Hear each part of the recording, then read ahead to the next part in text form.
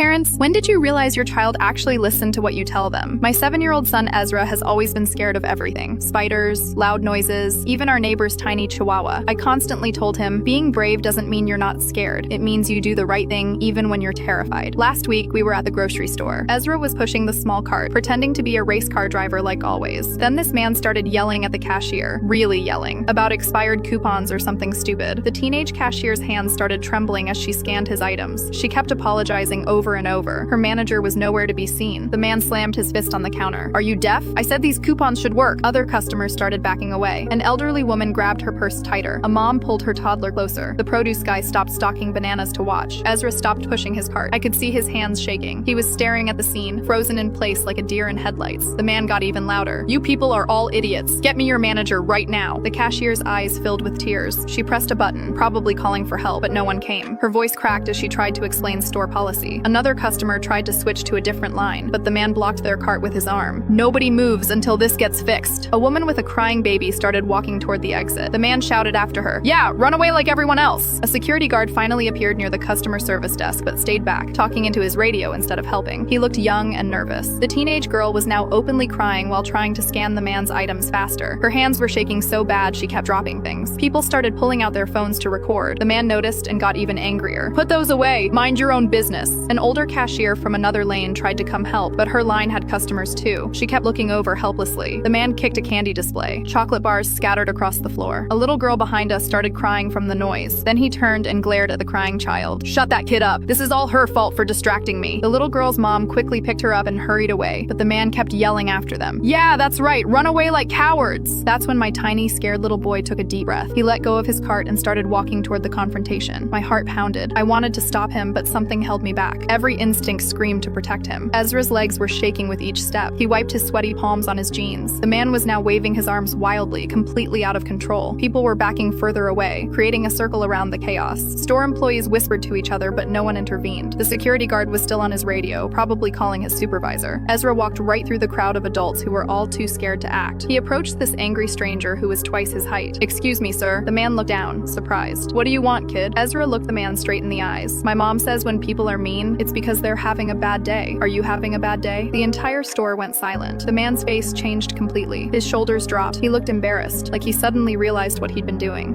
Yeah, kid, I guess I am." Ezra nodded seriously. "My mom also says bad days don't make it okay to hurt people's feelings. That lady is just trying to help you." The man stared at Ezra for what felt like forever. Then he turned to the cashier. "I'm sorry, I shouldn't have yelled at you." He paid for his groceries quietly and left. The cashier had tears in her eyes. "Thank you," she whispered to Ezra. As we walked to our car, Ezra grabbed my hand. "Mom, I was really scared, but I remembered what you said about being brave. I've never been more proud of anyone in my entire life."